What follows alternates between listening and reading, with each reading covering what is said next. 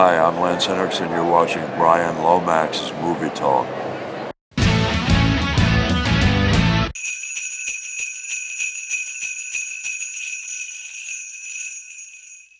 Hello and welcome to another Christmas movie review as part of my 31 Days of Christmas, where I'm watching 31 Christmas movies. Now I've got a short one today. I think I just needed a bit of a breather today, so I went for something short. It's just a 25-minute film. It's the 1966 version of Dr. Seuss's How the Grinch Stole Christmas. But before I get into that, I'm joined by another special guest, a fellow Brit this time. This is Jack from Jack's Channel of Stuff, and he's here just to talk a little bit about his favourite Christmas film.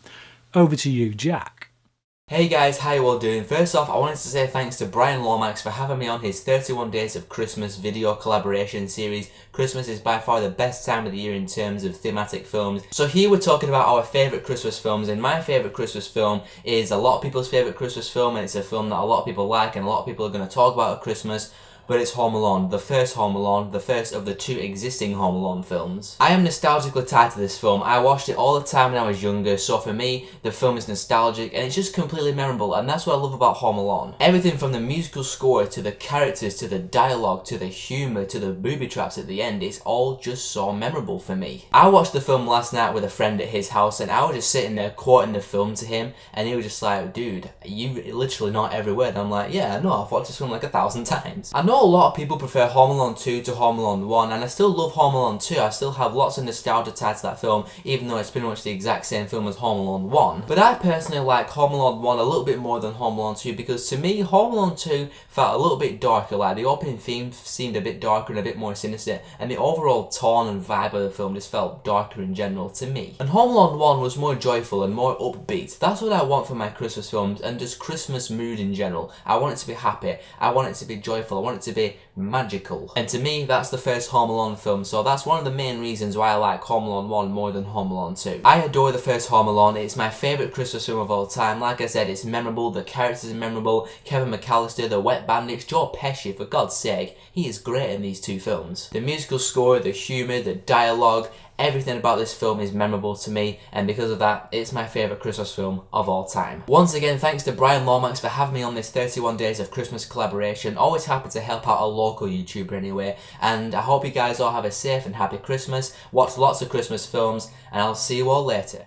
Thank you very much for that, Jack. I've been getting an awful lot of love for Home Alone. It seems a lot of people seem to love that film, you being another one. But yeah, anyway, How the Grinch Stole Christmas, Dr. Seuss's How the Grinch Stole Christmas. This is the 1966 film directed by Chuck Jones. He's a chap who basically did tons of Bugs Bunny stuff, tons of Daffy Duck stuff.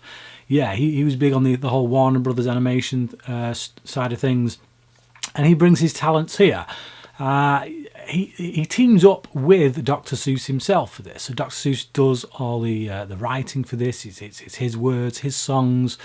But is it any good? Well, it's not dated well, I've got to say. I saw the Jim Carrey version a while back, a couple of years ago, and I'm probably going to be watching that for this 31 Days of Christmas, maybe even tomorrow. But it doesn't really hold up to that. It's very good. It's very creative in the writing sense. I think just because they're using Dr. Seuss's words, his rhyming, I've always found him to be a very creative writer, the way he tells a story through rhyme, and that's certainly no different here in this kind of 25-minute movie.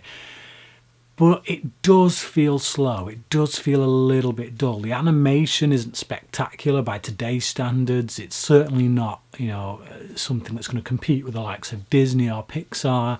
And I'm not even sure it holds up as well as some of the old Bugs Bunny cartoons, to be honest, in the animation department.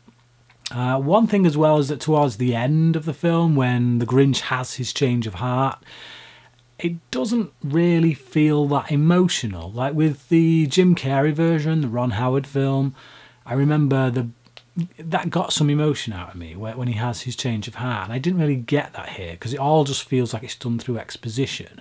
We have this narrator doing the story, played by Boris Karloff, so he's doing the voice to this, the narration. And yeah, so he's essentially telling us how the Grinch is feeling, and he tells us that he's had a change of heart, but you don't really get a true sense of why he's had that change of heart. We get that he doesn't. He figures out that, you know, the town of Whoville loves Christmas no matter what. It doesn't really depend on the presents or the Christmas trees and all that. It's just something they're going to celebrate regardless. And that's kind of what changes his heart.